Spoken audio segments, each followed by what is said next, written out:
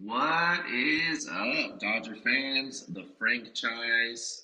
Great to see everybody again. Great to hear from everybody again. Welcome to the first 2026 edition of the Let's Be Frank podcast.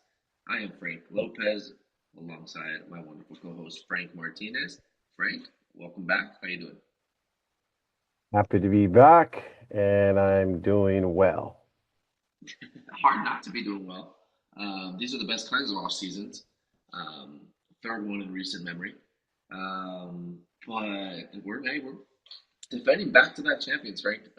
We haven't had the pleasure yet of recording anything since that last World Series. To be honest, I haven't really come down from it yet. Like, I still Right. can't believe much of that happened. Uh, but I think it's appropriate to kind of talk a little bit about it, right? I know a lot of us are already turning the page to 2026. Um, but Frank, I mean, can you really wrap your mind around the fact that we got to live to see that, that series, that game, those moments? I mean, I don't know. Um, yeah, I think for myself, uh, just having endured so much heartbreak and so many close calls, so many times where you thought like, yeah, this is it, this is the team, it's gonna happen, and it doesn't, and then to have it happen, we talked a lot about the 2024 title and beating the Yankees. It was amazing.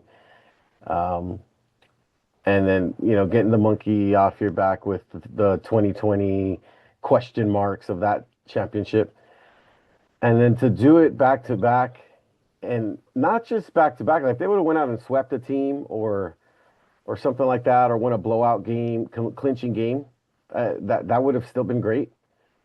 But to have an all-time classic, maybe top five World Series ever in history, and to have it go your way,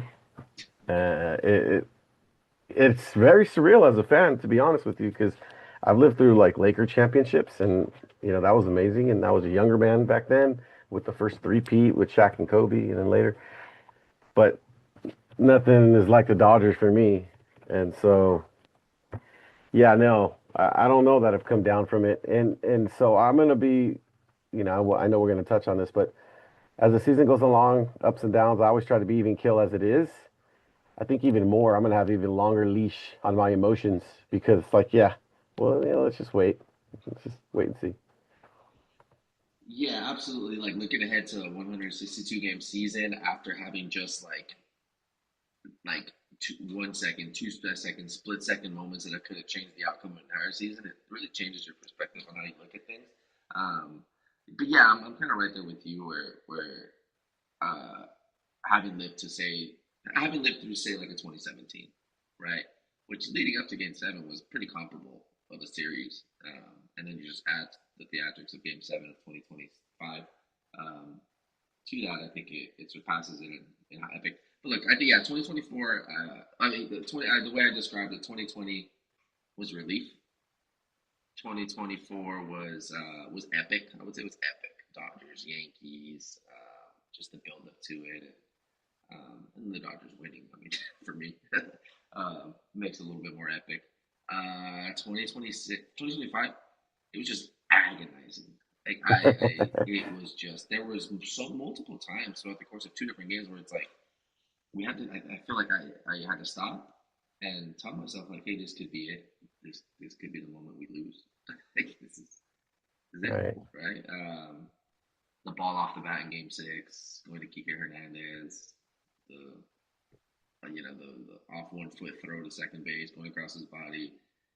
Um, the But date, before right? that, the wedge ball, The wedge ball, like that's stupid, right? Like how does that happen? those kind of things always feel like they always worked against us, right? And they Yeah, did earlier in the playoffs with Max Muncy's grand slam turned double play against the Brewers.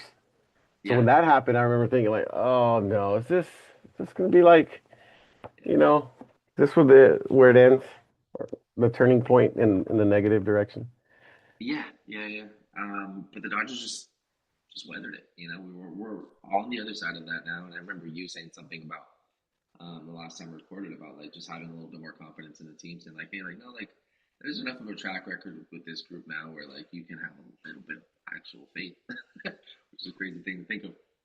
And they proved that. And then going into Game 7, and obviously knowing anything can happen, but I mean that like obviously the big I think memory would be the big moment. The biggest moment might be the game time home run by Miguel Rojas, right? Just like against all odds. Like who would have ever thought something like that would happen? Nobody. Um, when I think about agonizing, I still get sick to my stomach thinking about that Miguel Rojas throw to Will Smith and IKF's like non-existent lead at third, his foot coming up off the base, and almost not even like gathering his feet to be able to throw the ball. Like what? Like I still get goosebumps. I get sweaty thinking about that. And so yeah, I don't think I've really fully wrapped my mind around it. I don't know. So look, it led us to this. It led us to another off season of being defending champions this time back to back, and um, yeah, man, the Dodgers haven't slowed down as far as building what this team could be, right? And a lot of teams might take their foot off the gas when they win a World Series, maybe when they go back to back. But basically, to Andrew Friedman and the organization's credit, and they keep stating it themselves, saying like, "Hey, we just really want to pay back our fans, right? We really want to. They have a commitment to their incredibly passionate fan base, is the way they say it. And I mean, I feel really rewarded by that, Frank. Wouldn't you? Don't you? Yeah, I mean, it's something that could very well be lip service, and it is for many franchises. So early on, when you heard that kind of stuff, it's like, yeah, okay, well, we'll see. I mean, Frank McCourt said that kind of stuff too, like so, what does that mean to us? But all these years later now, and you see it continuously year after year, it's just like, wow, this is my life. Like this is real. Like they really mean what they say about and say what they mean. And so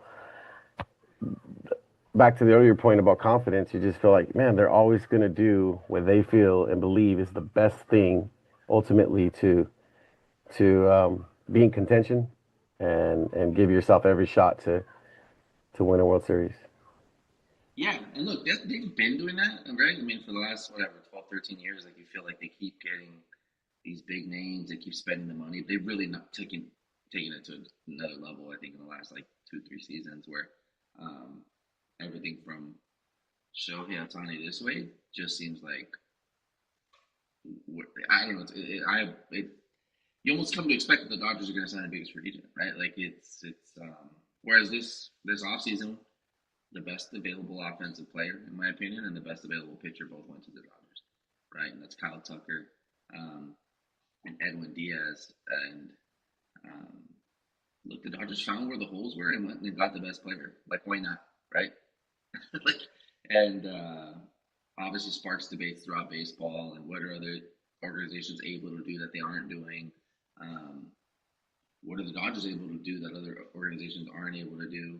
Uh, but at the end of the day, Frank, like baseball's in a place where that hasn't been in a very, very long time. As far as being front and center of just for sports fans, attention. I mean, that's um, thanks to the Dodgers, in my opinion. But let's get into the offseason acquisitions. I think we can go with Edwin Diaz first, right? A lot of question marks for the bullpen last season and how they were going to piece it together. And like we talked about the last three championships, the last three championships the Dodgers have won was closed out by a starting pitcher.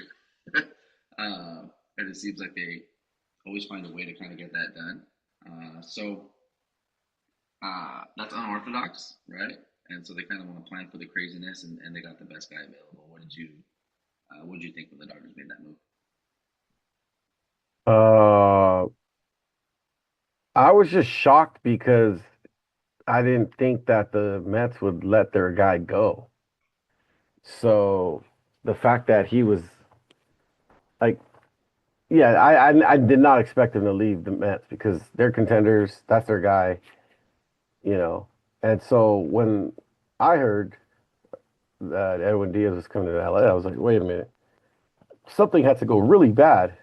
Um, I didn't think that it was a Dodgers outbid them or anything like that. I just thought like, man, was there some kind of turmoil, negotiation, or whatever? And but once it happened, it's like, okay, yeah, that was probably the biggest question mark. We had Roki Sasaki fill in that role.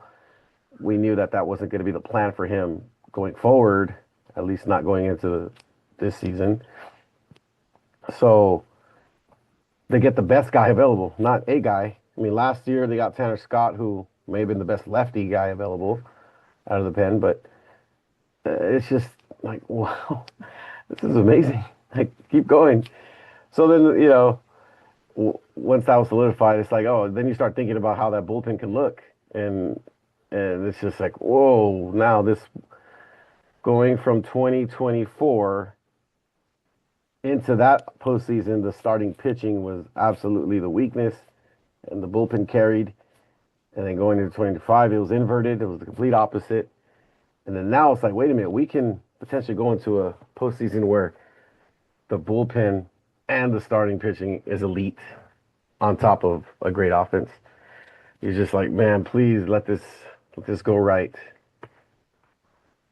Yeah, like you want to. I mean, we make plans and God laughs, right? Like you think going into the season it's going to look one way, and things tend to flip upside down. And yeah, I guess from 2024 to 2025, the postseason pictures were just so different, right? Like it was a bullpen led pitching staff in 2024. Remember the dogs, right? The guys that came out, having bullpen games in playoff games and putting up W's is insane. And that's what they were able to do. Add Tanner Scott to the equation, you think like, oh, it's gonna be super strength going into the next season. No, it wasn't. Um, but hey, we signed a Roki Sasaki. We signed a Blake Snell, right? Who was just a magician in the postseason. Um, and yeah, we kind of flipped that narrative on its head. Um, but the good news is we still have all those guys too. So and you just added Edwin Diaz to it to the back end, and um, I mean, a guy built for that type of moment. I'm right there with you where I just didn't think the Mets would let him go because um, the Mets have missed out on a few free agents uh, because of the Dodgers outbidding them on a couple of different occasions over the years, and um, but Frankie goes to a bigger thing in my opinion where players would just want to play for the Dodgers, man. Like Yeah. it's really comes down to why wouldn't you, right? And um, you're in a position to really leverage everything you've ever done in your career and take it to a place where um, to a place where you can obviously make the most money possible and just really build on your legacy and have a chance to win every single year. And um, everybody that plays for the Dodgers loves playing for the Dodgers. And why wouldn't you go to the Dodgers? I mean, that's just, I think a lot of people see it maybe other ways. Um, but the Dodgers just do everything right, man. They just do everything right. There's no coincidences there. So um, now we got Edwin Diaz. We have our guy at the back end of the bullpen. I mean, it's crazy. I mean, little even things like that just haven't even been able to wrap my mind around. Like, I think today was it today the first time he comes out to the trumpets, like in the spring training game or whatever against the Angels or at Dodger Stadium. Um, so yeah, man, I think there's another important element to that where when you have a team that just comes fresh off a World Series championship and there is that possibility for some type of slump earlier in the season and guys that maybe already got the monkey off their shoulder or monkey off their back and um, maybe don't come in as hot. Well, how about you sign some talent that really wants to go out there and win it themselves, who weren't there the season before? Guys that are going to be leaders in the clubhouse, in the bullpen, things like that. Like, I think those are major slump prevention early in the season, right? Like keeping guys, acquiring guys that are are going to be hungry. So, and I mean, again, Edwin Diaz has always been a high energy guy too. So I think it's the perfect fit. I mean, it's the type of guy that kind of fits everywhere to be honest, um, but it's very very nice. Any other notes on Edwin Diaz? No, just that last point, amplifying that last point of the Dodgers sometimes get a bad rap for being too colorless, let's say, in their roster makeup. So, Teo a couple years ago, um, Edwin Diaz now, and more others. I think it does also. There's something to that diversity and that and what that does for a clubhouse as well, and not just that diversity and but just the character diversity as well, and those kind of things. So I think that plays up as well, in my opinion. Yeah, you find what the common denominator is with all these guys, and they're just winning baseball players, right? Guys Yeah, with winning attitudes, guys that go out there, put it all on the line, aren't selfish. I think Edwin Diaz was it against the Dodgers in the NLCS they came out in like the third, fourth inning in one of the games and yeah, didn't say a peep about it. And plays for his country in the World Baseball Classic, things like that. Guys are just gonna come out and um, really give it their all and prepare and do things like that. And I mean, we've talked about it before how the Dodgers bet those types of things when they put a lot of money into certain free agents. And I mean, hey, they got this one, so it's wild. And to touch on the other one is Kyle Tucker, which this one completely surprised me. I'm gonna be 100% honest. I did not see this coming. Did you see it coming at all? no, I expected him to sign somewhere for 10 years, 8 to 10 years, and somebody would pay up, and maybe not the largest average annual value, but definitely in that range of years. And I did not think the Dodgers would ever even consider that. So by no means did I think he'd come here. And so to see him land with the Dodgers, it goes like last off season when it's like, well, one after another after another. It's like, well, gosh, okay, I'm starting to feel a little too many plates at the buffet here. Like, all right, I'm good. But it was a hole. It's not like it's just surplus. It was actually a need. They needed a outfield bat, and they got the best one available. Okay. Yeah, yeah, yeah. The Michael Conforto spot in the lineup last year was always an issue, right? It was always a struggle and it was a frustration. And look, luckily we got playoff PK again. But had that not happened, this would look a lot different going into this offseason. So, um, Dodgers not resting on their laurels, knowing that there's always a way to improve, knowing just having the self awareness to know that there's holes on your roster, even though you're going to go, even you went up and won back to back World Series, um, knowing that that's not easy, and you should always look to fill those roster holes uh, with talent. Kyle Tucker, though, I don't know why, man. He just felt like he was going to be on the San Francisco Giants to me. Like it just felt Yeah. like he was going to be, or on the Padres. It just felt like he's going to go to a division rival, and it's like a guy, yeah. But Dodgers went with one of those shorter term, high AAV deals Very high. yeah, extremely high. That I know that they've made those types of offers to other players in the past. Um, Bryce Harper, I think, was one of them. Right back in the day, I think like Prince Fielder, they did one of those and it just didn't hit. And so, um, I guess eventually it's gonna hit, right? The guy's gonna be interested in that, um, and I'm pretty sure winning back-to-back World Series titles has something to do with it. But we got our guy in the outfield now, right? Just kind of just a really complete ball player, um, World Series champion in his own right, a guy who's been big in some of those moments, and and talking about so the guys, this guy's on the other end of the spectrum as far as like personality, just not known to be that guy. Doesn't need the center spotlight, doesn't need any of that type of stuff, and that to me that fits also, and I think that's the beautiful thing about this clubhouse. Uh, so I'm very interested and excited to see, where they plan to bat him in the lineup. If he continues to put up defensively what he's been able to in the past. Um, hitting the Dodger Stadium, what that does for him. But yeah, I mean, this lineup's gotten a little ridiculous over the past few years, hasn't it?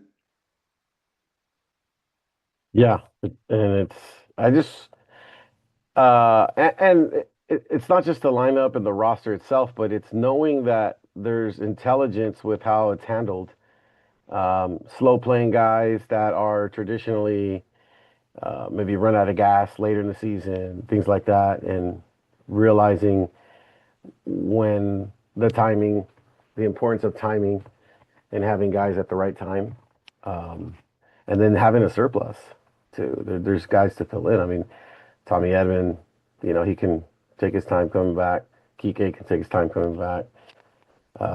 There's options, and then you got a bunch of dudes waiting to get their turn, Mhm. from the youngsters. So overall, you just want to see it. Uh, you want to and hope that you get to see everything clicking and what that will look like. Yeah, at least a few times over the course of the season. And I mean, look, there was a lot of question marks even going into the postseason last year. I remember we had an episode right before then and talking about how the Dodgers are gonna have to just play a different type of baseball that they haven't played all year, and to see it happen, you're like, oh man, it's possible. It's possible. We've been on the flip side of that so many times.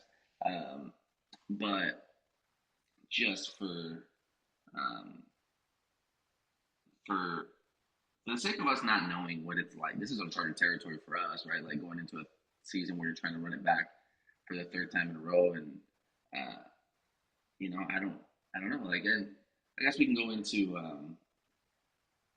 just kind of what we've seen from the rest of the roster, maybe going into coming out of spring training and uh, guys that you can tell are been a little bit more on the cautious side, not playing as much. Guys like Mookie Betts and guys like that, but also maybe some surprises. Anybody in particular stood out to you? I'm going to be honest. Part of being on the high of the World Series, back-to-back World Series, is um, I haven't put a that what that's one reason among others that I haven't been able to watch a lot of spring training. I've just been kind of following clips, and post game headlines and stuff like that. So as far as surprises, I know Espinal seemed like, I mean, just him being on the roster and having a great spring training. That's a big surprise on the plus side. And I think maybe on the opposite end of surprises, maybe Roki Sasaki and his continued struggles. Yeah. Because it's like after all the great things you said, there's question marks. Going into the season, you don't know who's really going to show out, who's going to put up a repeat performance, who's going to break out, things like that. Espinal's not a guy that was really on anybody's radar pre spring training. Really, I mean, maybe that's a lie. Maybe it's an exaggeration. I'm pretty sure it's on plenty of people's radar. But his making the roster wasn't a given by any stretch of any expectation. So um, it's nice to see. I mean, it's nice to see a guy, with low utility position wise. I mean, a guy just feels like the Dodgers have looked for this type of player for a while. They've developed these types of players, um, and it's going to be just nice having those types of options. I'll be for real. I'm a little disappointed in the news that Hysun Hysun Kim is not going to be on the major league roster going into opening day. Don't know exactly what more he could have done to deserve it, and it just seems like it's one of those decisions that maybe was not pre-made, but it would have maybe taken a lot to deviate from that. And given that enough guys are healthy, I guess he's going to start the season in Triple A. So I don't know how you feel about that, Frank. Seeing Kim not on the opening day roster. It's a numbers game, and I think with Alex Freeland, them wanting to give him as long as a runway as possible, being as highly touted as he is. Uh, I also think that Alex Freeling would be one of the first guys to be traded away in a deal where a top prospect has to go. So, you know, if he does anything, it increases his trade value. But I think that he'll probably be the first guy down once Edmonds ready to come back. And I also think though that Kim will be up. I mean, I think it's a given. At some point, he'll make his way to the Major League roster. So while it is disappointing, he won't be in a ring ceremony. That's you wish he would be, that kind of stuff. But It's a long season, and I think when it's all said and done, we'll see him rightfully contributing towards the end. Yeah, yeah, yeah. And that's maybe other questions around maybe like my I have a guess that Dodgers maybe weren't super thrilled about him going to the World Baseball Classic. They probably wanted to get a lot of good looks at him, a bubble guy like that, Yeah. um, during spring training, and he didn't. I think the other guy got the at bats, and that's just that's ball, And um, but I'm pretty sure that was a calculated decision by him too, and to represent your country is just a whole other special thing. So we can maybe get into the World Baseball Classic on a different episode. But uh, yeah, Frank. I mean, look, like I mean, wrapping up spring training. We got the little freeway series before the season starts, like we do every single year. Uh, but this Thursday is opening day. We're recording this on Monday. Um, what are some things this season that, in your opinion, are you can call a lock, right? Things that you would feel confident in telling other Dodger fans, like, hey, this is something you can expect to see this season from the Los Angeles Dodgers. Uh, Upwards of 4 million fans going to the stadium. Let's go. No, but I definitely think that the offense will be a top offense in baseball, top three. They will hit well. They will hit for power. They will also they have guys that'll be on base, and so I think that they will not have too many slumps. We've grown accustomed to some crazy slumps for contending teams. I don't think that we'll see that with this particular offense. Um, and and then I think that the surplus of starting pitching is going to be needed because more and more in today's game, no matter you can have 10 guys and it won't be enough. Something happens. There's so much that goes on in the season, the way guys are used, the way bodies are made up these days. Just we're going to need every one of the starters that we have. Mm-hmm. And so if one of your favorite guys isn't up right now or contributing early on, he will get his chance, I think. It's just how it goes. Yeah, yeah, I think that's a good way to put it. Look, I mean, I think you can expect a lot of home runs, right? Like this Dodger team would probably top two or top three in home runs hit. Obviously, you mentioned the fan side of things, 4 million fans. There's never been this type of enthusiasm ever. Um, you know, for as long as it's been, I think behind the Dodgers, and that's saying something because the Dodgers had some really impressive and historic eras. Through not just winning, but just icons that they've had and that we've had. Um, so to see that, uh, for me, I think I don't know. I think what I can predict is Dave Roberts getting a little bit more experimental with different things. I think throughout the season, I think either different lineup configurations or creative with the starting pitching. Um, maybe running a 6, 7 man rotation at one point if the guys are available.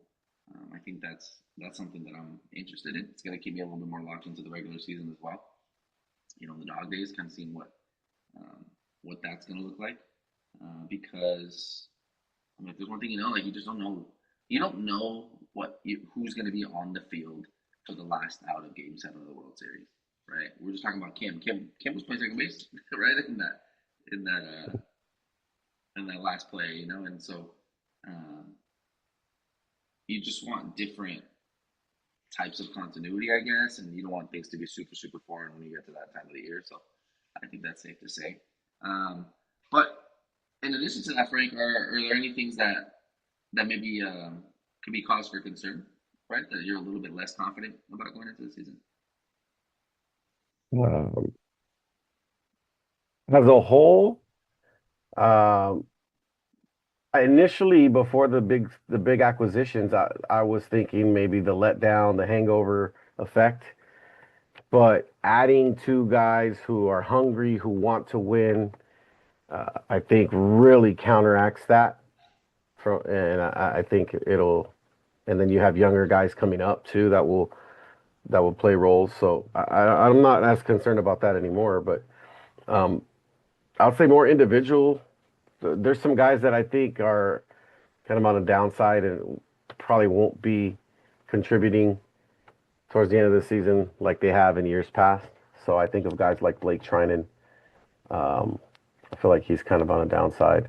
Last year, I would have said Austin Barnes going into the season. He that proved out.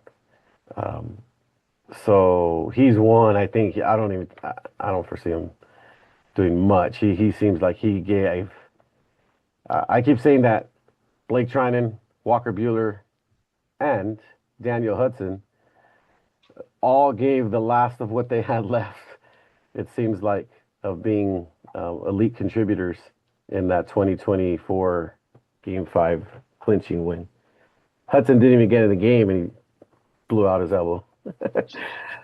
Um, but yeah, for maybe some individual players, I think there's probably um, not going to be the happiest of tales, but that's just how it goes.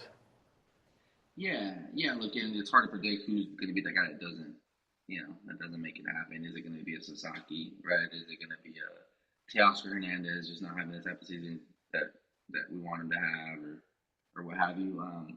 I would say my biggest concern, I would say, is back to back long postseasons, Yeah. and what that can do to certain players, right? I've got a really really close, careful eye on Yoshinobu Yamamoto. Um, I I think I was live tweeting it during the World Series, like during Game 7. Let him go as long as you need to let him go, and he doesn't pick up a ball until June. Like that's what I want it to happen. Yeah, Lo and right. behold, he's pitching on the World Baseball Classic, and that's so it's like, oh man, like and he's our opening day starter. So I would have liked for them to be a little bit more cautious about that. I would have, um, but maybe I'm underestimating his preparation and his ability to bounce back.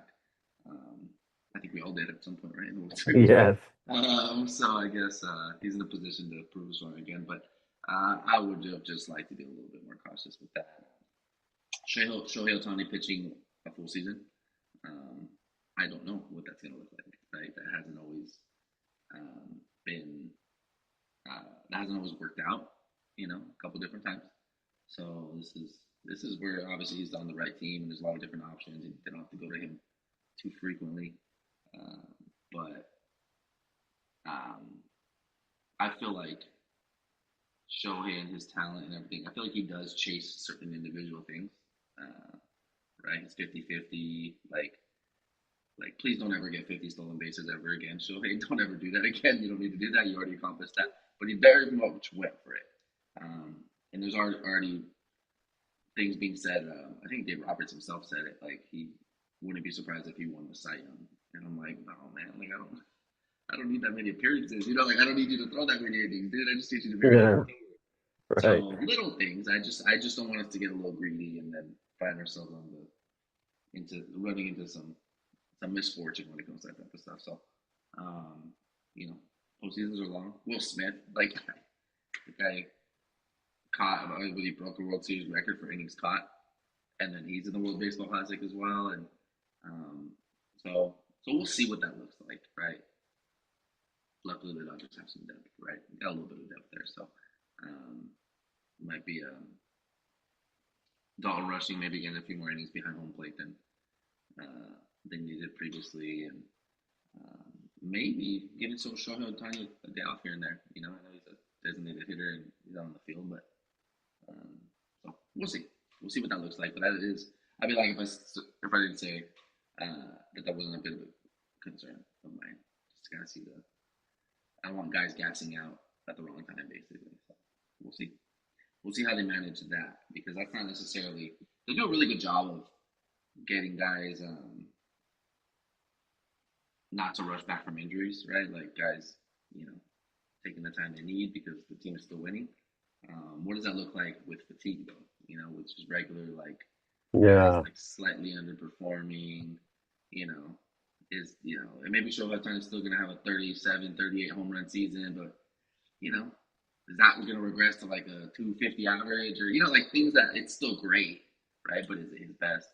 And what's his swing going to look like in October? And so we'll see, right? Um, but I would. One lock that I didn't say. I'm gonna say Mookie Betts is gonna have a bounce back offensive season. Yes. Bounce back offensive season. He knows what an off season of preparing to play shortstop is already. It's round two. He's gonna get into it. Hopefully, comes in a little stronger. I think that sickness early in the season really set him back, and I mean, permanently like for the rest of the year. It was hard for him to catch up ever since then. So um, I would bet on that as well. Cool. Frank, anything else you'd like to add? Anything else on your mind about this our Dodgers at this point in time? Oh, let's go. I'm excited to play meaningful games again, see what this team could do in their chase for a three-peat. It feels great to say. And the fact that they're owning that, um, I love that. I love that they're owning it and they understand the target's on their back. I mean, Mookie said that two off seasons ago. We're everybody's biggest game. We get the best shot. Yeah. And they went out last year and they took everyone's absolute best shot all the way down to the end, and they stood tall. So Mm-hmm. uh, I hope they could do it again. Yeah. I really hope they can do it again too. Put those banners up next to each other.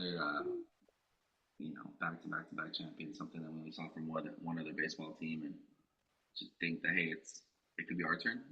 It's just really special, and just what it's done to just the city or just the area, the community, being able to rally around this team and just for the game of baseball, just seeing where it's at right now, the attention that people are playing to it.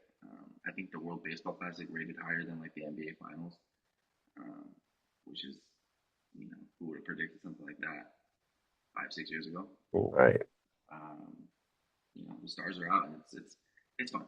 It's fun. Baseball's in a really good place, and I think doctors are front and center of that, and it's very very rewarding, right? So yeah, I mean that's all I got too.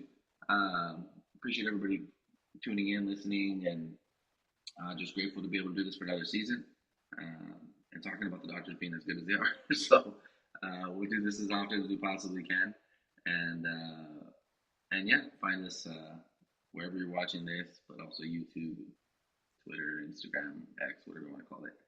We'll be posting this stuff everywhere. So yeah, share with your friends. And yeah, anything else, Rick? No. Hopefully, see you next week. All right, see you guys next week. Peace.